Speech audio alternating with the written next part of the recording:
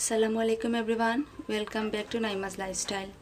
আজকে আপনাদের সামনে হাজির হয়ে গেলাম একটি রেসিপি নিয়ে, আর এটি হলো টক রেসিপি। দেশি আমড়া দিয়ে কিভাবে টক রান্না করতে হয় তা আজকে আপনাদের সাথে শেয়ার করব। যারা টক রেসিপি পছন্দ করেন আশা করি আপনাদের ভালো লাগবে। তো এখানে আমি 60টি আমড়া নিয়ে নিলাম। এই আমড়াগুলো আমাদের গাছের আমড়া, আপনারা বাজারে পেয়ে যাবেন কিনতে। তো আমড়াগুলোর এভাবে মুখের অংশ এবং নিচের অংশ ফেলে দিয়ে এভাবে দাগ কেটে নিব। বরিশালি আমড়াগুলো এভাবে দাগ কেটে গেলে আঁশের জন্য কাটা যায় না, কষ্ট হয়, কিন্তু এগুলো আঁশটা সফট থাকে, কাটা যায়। তো ভাবে আমি একে একে সবগুলো থেকে দাগ কেটে নিব।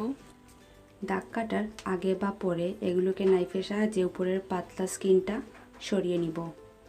দেখুন, উপরের পাতলা স্কিনটা সরিয়ে নেওয়ার ফলে এগুলো দেখতে কীরকম ক্লিন মনে হচ্ছে। এইগুলোকে আবার বরিশালি আমড়ার মতো পিল অফ করা যাবে না, উপর থেকে এভাবে ঘষলেই পাতলা স্কিনটা চলে আসবে। এর মধ্যে ছোটো ছোটো কয়েকটা দাগ থাকবে, এগুলো আমি এভাবে নাইফের সাহায্যে তুলে নিব। তো একে একে আমি সবগুলোকেই এভাবে পরিষ্কার করে নিব। দেখুন, এটাতে যখন দাগ ছিল আর যখন দাগটা সরিয়ে নেওয়া হলো তখন দেখতে কীরকম ক্লিন মনে হচ্ছে। আর এই টকটা আমি রান্না করব বড় পুঁটি মাছ দিয়ে। মাছগুলোকে আমি হালকা লবণ এবং হলুদ দিয়ে ভেজে নিয়েছি, এগুলোকে কড়া করে ভাজা যাবে না। তো রান্না করতে যা যা লাগে তা দেখে নিই। রসুন বাটা, পেঁয়াজ বাটা, লবণ, হলুদ, তেল,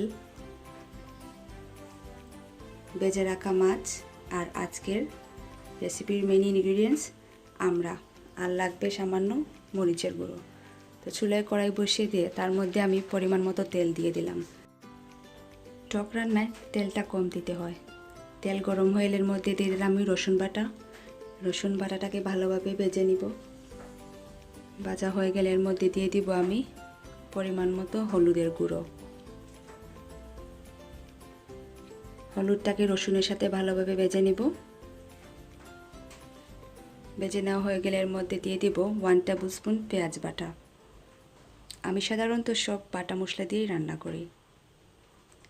এরপর দিয়ে দিলাম 1 চা চামচ মরিচ গুঁড়ো এবং স্বাদ মতো লবণ।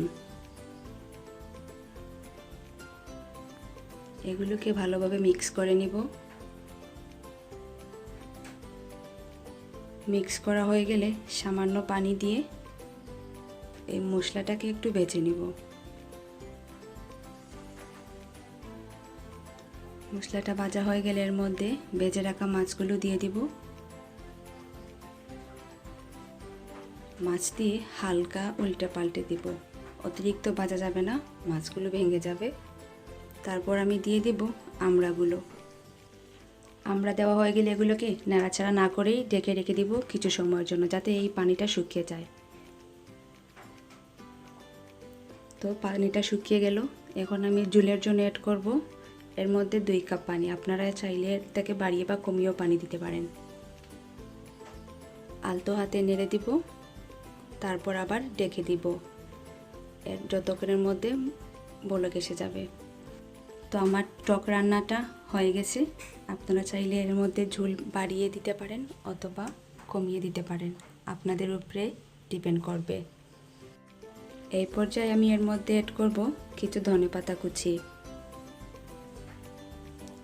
ধনেপাতা কুচি দেওয়া হয়ে গেলে এগুলোকে চুলো থেকে নামিয়ে নিব। চুলো থেকে নামিয়ে নিলাম। দেখুন, আমার আমড়ার টকটা তৈরি হয়ে গেল। আপনারা এখানে আপনাদের ইচ্ছে মতো মাছ ইউজ করতে পারবেন, বড় মাছ বা ছোটো মাছ, যে কোনো মাছ দিয়েই টকটা খেতে খুব ভালো লাগে।